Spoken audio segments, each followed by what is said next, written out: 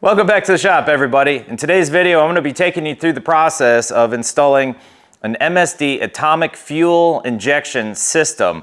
I actually already had most of the video completed for the carburetor tuning and swapping out and rebuilding, and I happened to come across a really good deal on this fuel injection kit. All right, so here's the pile of stuff that came out, and this literally took me 2 months to piece it all together little by little. This right here, I believe, was the main problem I was having with the fuel system. This was the pickup line inside the tank.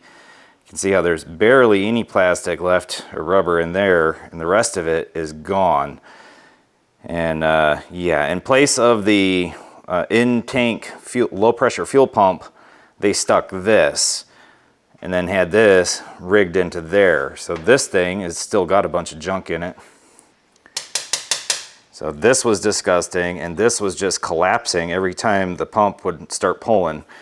I rigged up this Holley low-pressure pump here with a check valve bypass system. That way the mechanical pump could pull fuel through here rather than the electric, even though it should still be able to do that. I did check it with just some air pressure, and it can free flow through it, but I wanted a secondary path as well.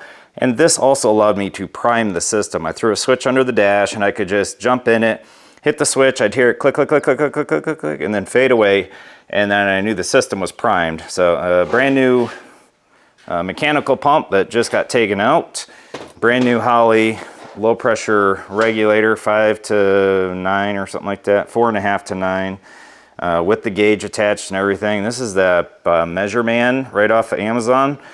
Actually worked out really well. A lot of people said it leaked and everything and stopped working. I never had an issue with this. Now granted, it's only got maybe 20 hours on it, if that. Then I bought this guy here, the spacer for the carb, to get the carb up off of that doggone blistering hot intake, aluminum intake. And the combination of all that got my fuel system working great. Oh, and brand new fuel line and a brand new fuel filter. Literally from inside the tank, you know, this piece here, and every inch of it all the way to the carburetor was brand new fuel line. That was a whole 25-foot roll of low pressure. So that's what came out. So let's jump right into it. I knocked out the 3 big parts yesterday, getting a mount position for the high pressure fuel pump. Since I'm not doing an in-tank mounting for the high pressure fuel pump, it's got to be really close to the tank, and there wasn't anywhere I liked. So I'll show you that here. I got the O2 sensor bung welded into the exhaust pipe. We'll take a quick look at that. And I got the mechanical fuel pump out and the blank off plate in position. Let's take a look. So starting on the top here, these doggone 460s, getting to that fuel pump is such a pain in the butt. Let me see, right down in there. Still can't even really see it. Anyway, got that out of there, got the whole top cleaned up. Can get a better look at it from down here. But getting that fuel pump itself out of there was such a pain in the butt. You actually have to, well, you don't have to, but it's almost impossible if you don't, but pull the power steering pump and AC compressor and bracket off the block. So for my O2 bung, the kit that I got didn't have the original MSD bung in there. So I bought a separate bung, and it was different. So I jumped on the MSD website and figured out what it looked like. So I cut this bung to be about the size of the regular one, and then got it up in here. I chose the driver's side just because I got space to get in here with a drill. Just use a hole saw 1 inch. Like trying to get that side would have been a royal pain in the butt.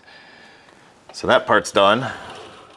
All right, now for my fuel pump, I actually got to use that brake press. If you didn't see that video, got the Swag off-road finger brake, and I made this bracket coming down off the cross frame up there, and welded, or not welded, just bolted a new plate to it. So that puts it basically at the bottom of the fuel tank. So that'll help with gravity feed or siphon feed if necessary, but it's well within the 2 feet of the tank itself.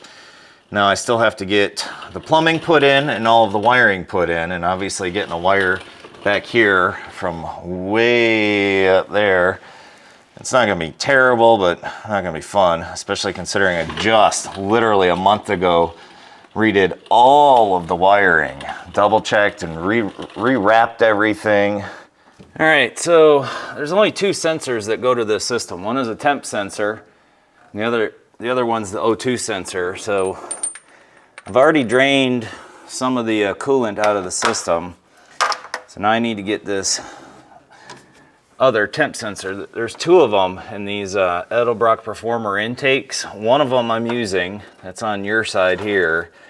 I think it's that one. Yep, right there. So the other one I can pull out and hopefully use that position.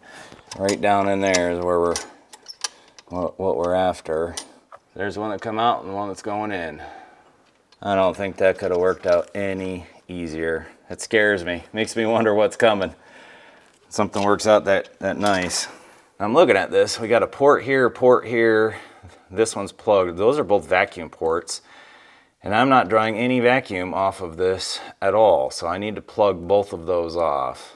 All right, so I looked around for a few minutes to find a suitable cap for that guy, and I don't have one, or I do, and I just can't find it. So I just found a plug, pulled it out, and found a plug. I'm gonna try that one. Can always fix that later if we need to. So that looks about right. All right, so I had a little snafu for the last few hours. I spent about a half hour scrounging up some bolts, which I got that taken care of. And then I was taking a gander at my fuel ports and realized that these are different. These are not NPT. So these guys here are called O-ring Boss. It's a different style. It's almost the same thread pitch as a NPT, but it's not NPT. These are parallel, whereas NPT are kind of tapered. So anyway, I'll be keeping the plug side in. We'll get that snugged up right now. And then after that, I run into town and got a few fittings to see what I liked.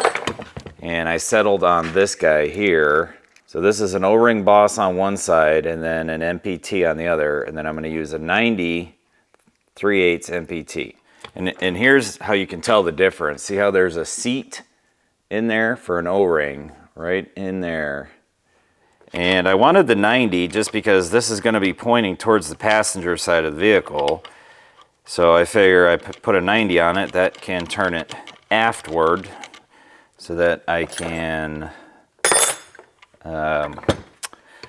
it'll just make the actual fuel line routing a little easier, less bends in it. And it will be mounted like this in the engine bay. So that will be towards the rear bumper. So I can put this guy in here. And I'll put it on a little bit of a downward angle. That way the fuel line can come, well, let's imagine that we're standing at the front bumper looking backwards. Fuel line will come in from over here and wrap up and be able to plug right in. Now I think we are actually ready to go throw this on the truck. And while I was in town, I went ahead and picked up an extra new base gasket.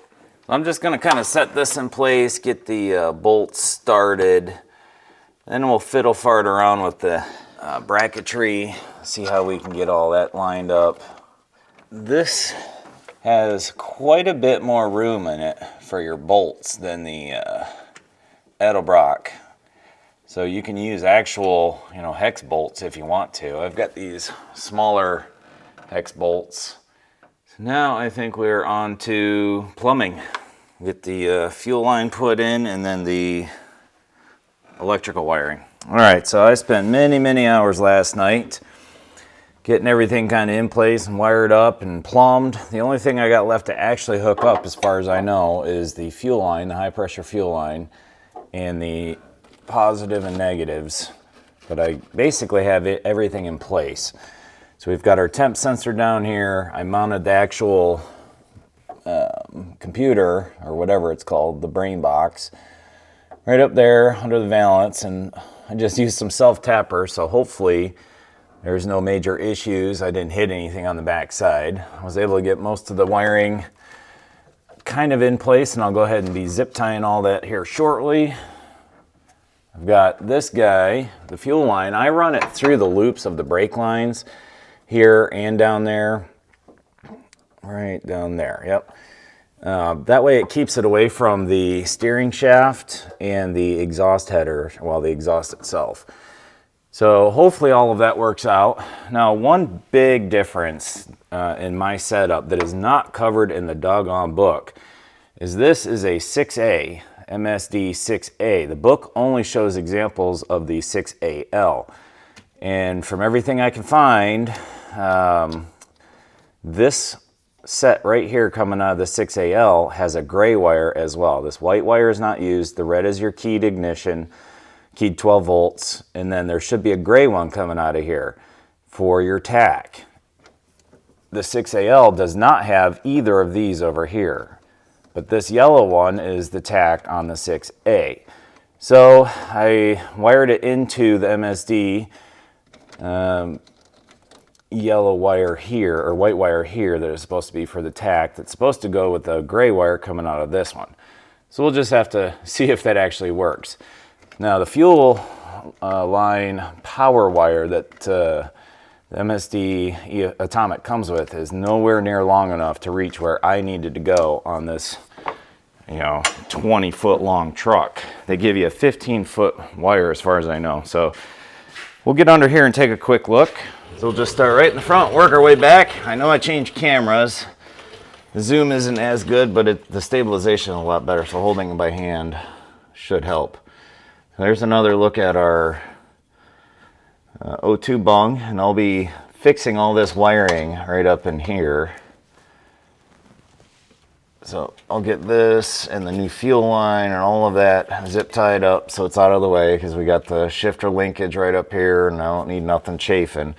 And I go ahead and I put actual wire loom over, let me see if I can get some light in here. I put wire loom over the fuel line just to give it that little bit of extra abrasion resistance. And basically, I just have to re-zip tie everything all the way back down along the frame rail. I mounted one of my fuel filters. This is the output side of the fuel pump fuel filter here. And then moving our way back, just making sure everything's up and out of the way. Again, I'll be getting all this zip tied back up in place. I'll probably show one more quick, once it's all clean, a quick shot of it. Now up in that corner, it's kind of a pain in the butt to wiggle things through there, especially getting new wire looms in, because I don't put the wire looms on until after I've got everything in the right place. Now let's take a look up here. This is my setup. So obviously you can see the top one's coming out of the tank. That's the bracket that I made for the fuel pump itself, and seemed to work out pretty good. I want to make sure that this side over here, that fuel line isn't too close to the exhaust. I've already got wire loom on that. And getting the wiring for that bugger was kind of a pain in the butt. That's what I was talking about up front, getting all of that put in. And I ran the ground for that fuel pump to right here. Yep, right there's that ground. And that's where my two wires split off. So in this loom here is the brown, well, a black, it's supposed to be black, but brown and orange. Orange is for the power. So I'm going to get back to getting all this cleaned up and hooked up, and then once it's ready, I'll go ahead and get the camera back up here and we'll do the programming and the first start. All right, well, everything is in and tied up the way it's supposed to be as far as I can tell. Finally got the battery hooked back up. I think we're ready to turn the ignition on and see if this thing fires up. Hopefully nothing smoke checks, gives up the ghost. There's our fuel pump priming, which it just did. I'll probably have to do that a few times considering all the fuel lines are empty. All right, so I'm just gonna use the little book here and go step by step. Okay, everything lights up, that's nice. Buttons work. Initial setup. Engine displacement. Too high. Now this was bored over by 40. I don't know the math. So I'll just go like 465. 8 cylinders. Camshaft is a street stock. Fuel pump is the pulse width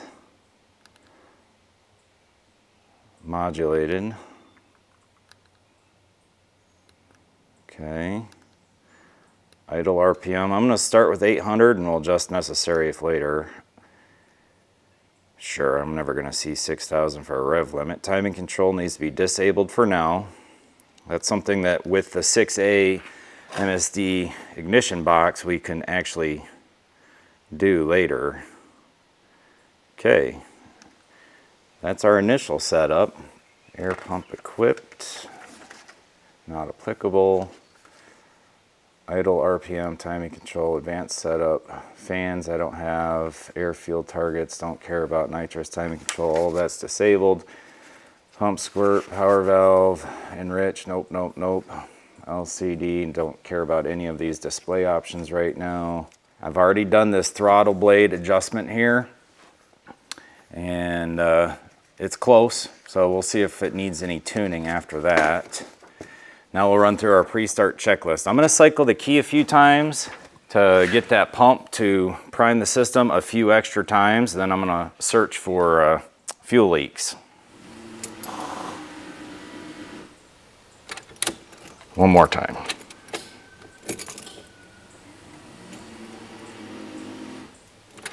Sounds like it's actually starting to push fuel now. It must be holding pressure because it's not turning on again. All right, now let's look for leaks. This is where being on concrete really makes a really nice difference. Okay, I don't see anything underneath. That's the only other fuel connection right there, and everything looks solid there. Everything else, I think, is set. So, what's next? Come back at this again, our pre-start checklist. Got switched voltage, which I've checked that line before. Power module, fuel pumps, fuel lines, and wires are securely mounted away from heat sources and pinch points. O2 sensor is installed. No known exhaust leaks. Throttle linkage is complete and operational from the pedal, which it is. Handheld receives power during key on. You have completed each step of the initial setup in the handheld. At the key on, the fuel pump primes. There are no fuel leaks. Proper fuel pressure on the, let's see what the fuel pressure says. TAC fuel pressure, 35 PSI. It's probably just because of the air in that line right now, so I'm okay with that. My engine coolant temperature is 66, and that pretty much matches what the barn says. Battery voltage, everything else looks good. Went through this here. Fuel pressure. When ready to start the engine, watch for engine RPM on handheld dash so that you know the Atomic is getting proper input. Timing feature is disabled, and be prepared to adjust the throttle blades as shown above. Alrighty, well here's the moment we all been waiting for. I'm gonna give it a shot. Double check, make sure nothing's in those belts or the fan. Nope, I think we're all set. If not, we'll find out here shortly. No more choke, no more pumping the pedal.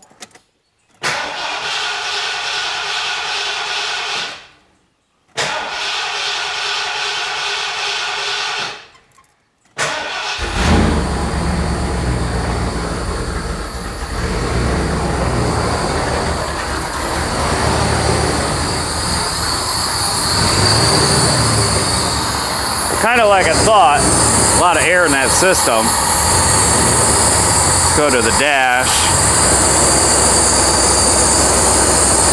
Sounds like the air is finally purged out. Fuel pressure's coming up. RPM's a bit high, I don't know why.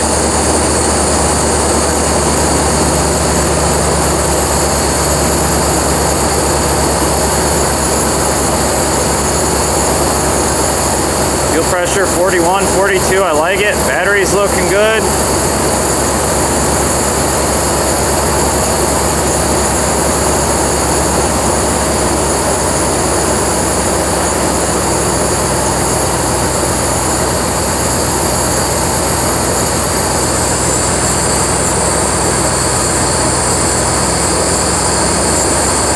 kind of looking for the IAC. There we go, 131. It should be, I think, 125 or less. Let me double check. 0 to 175, and at idle, a rule of thumb would be 10 to 20. 5 to 15 with an auto. So again, it probably just needs to warm up, going through its checks. I'm gonna assume that after it warms up, that IAC, idle air control position, will drop.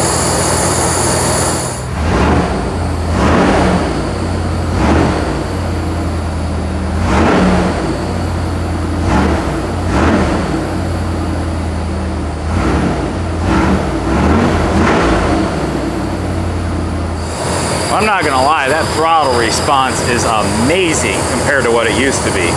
I mean, just barely blipping and bam! That's friggin' awesome. RPM's starting to come down. Engine coolant temperature is coming up. IAC is coming down, so that's good. But RPM's still a little higher than preset. 900-ish. Everything's looking good there. I'm gonna shut it off, get that air cleaner on. Yeah, crap. That doggone ignition box, or control box, is in the way. Which means I'm gonna have to go back to that stupid little thing. Doggone it. Yep, that is not gonna work. I don't think there's enough clearance for this thing without that spacer. I'll try it though, I guess. It's in place. I can't believe that fit.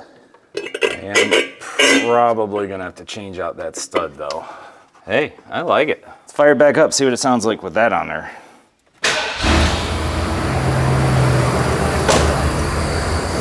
Idle air control is coming down. RPM's coming down to where I want it. Now listen to what this sounds like at the exhaust.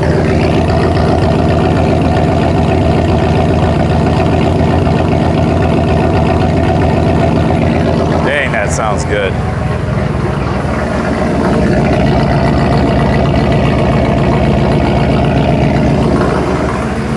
Freaking awesome.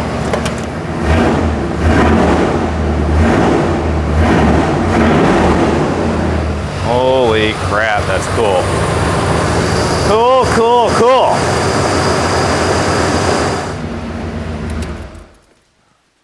Okay, now for this, the dash or the control box or handheld, I'm probably just going to tie it off somewhere up in here temporarily, or even just disconnect this part and leave this in the glove box and tie this part up so it's not rattling around in here. At some point, I might drill another hole through the firewall there. I don't really want to, but it's got enough length here that I could easily punch a hole in there, and I'd probably have to pull the wires out of the connector here, feed it through just so that I only have like maybe a 5/16 hole, just big enough for this wire loom, and then I could hook this up inside the vehicle. That way I can do my diagnostics and adjustments from the driver's seat. But that's going to be down the road. Right now I just want to get a road test on. And that's going to be a wrap for this video. I'm going to go ahead and, finish cleaning things up, do a few other adjustments. I got to take out that screw in the top of the screw through the air cleaner that's a little too long and swap it out for the other one that's not meant for the spacer. Get that throttle return spring hooked back up. I disconnected it because it was really tight, but now I don't know if it just because I readjusted something, but hey, if you guys got any questions on this install or thoughts, let me know, please. I'm open to suggestions too if anybody's got any other experience. And at some point in the near future, I'd like to get the timing under control through this Atomic system. And I've already got all the things to do it. The MSD ignition box, the MSD distributor, the MSD Blaster 2, coil. So I think at some point here shortly, I'm gonna do that. And the vacuum advance has already been deleted off this, so that makes it one step easier. All I gotta do now is lock out the mechanical advance in the distributor. And theoretically, I should be able to control timing with this Atomic 2, which would be really awesome. But this isn't really a performance engine. I'm not that concerned about it, I'm just using it to haul hay to and from the house every now and then. Occasionally a horse or livestock, or a trailer full of junk from an auction. So hey, appreciate everybody stopping in. Like I said, if you got any questions or comments, throw it down there. And if you like this kind of stuff, please take a quick second, hit that like button, consider subscribing, and we'll catch you on the next video.